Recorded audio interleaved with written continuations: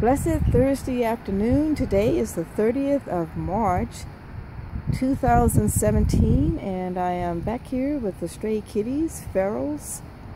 This is, I'm going to call him Martin, after Martin de Porres, who was a saint of South American descent, a very holy man who became a Dominican and served the poorest of the poor in his community. He was a brother, and he also, because of his devotedness and sacrificial way of living to God the Father, Son, and Holy Ghost, he was blessed with the skills to heal. He also, in that time, I think it was the 16th century, became a doctor, a barber and a doctor, believe it or not.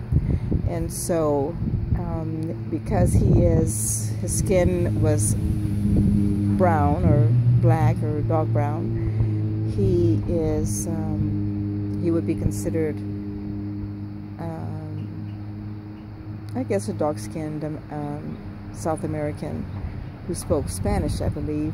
He was a compatriot of Saint Rose of Lima, another holy follower of Jesus Christ in the Catholic faith. So in any case, Martin, I'm calling this kitty Martin because he is black, and because I like to call all the ferals after the holy names of saints. And so here is Martin, and we're waiting to capture him in the trap.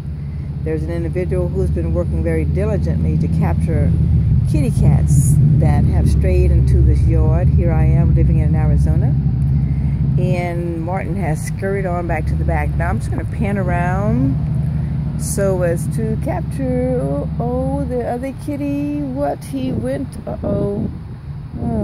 let's see, I'm not quite sure where he went to. Oh, there he is. There he is. Now he is neutered as of last week. I'm putting dates down, trying to keep a journal. And so this one was captured, and his name, we're calling him Francis, after Saint Francis of Assisi. I have my own kitty cat, Francis Sean, and he is named Francis Sean. His name, when I got him, was given him by a friend, a church friend. His name was Sean, and so I just added Francis. So here is another Francis. This is a feral, can't get near them, but they do enjoy playing in my company and eating in my company. So I put the food down with regularity, and they are doing pretty well.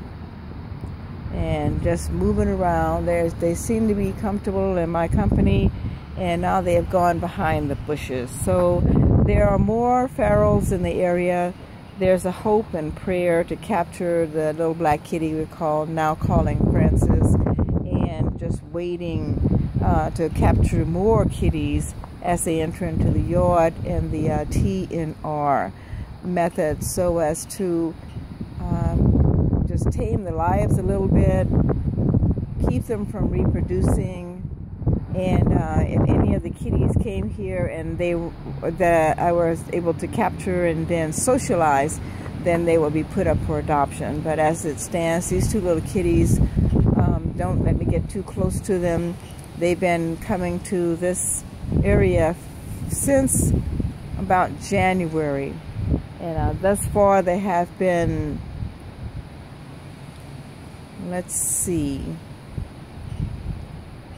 2 females spayed and 4 males neutered.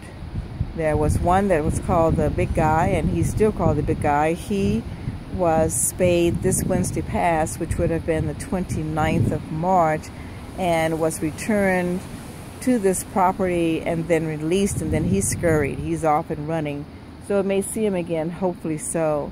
And then there were others that were coming to this property since last year, August 2016.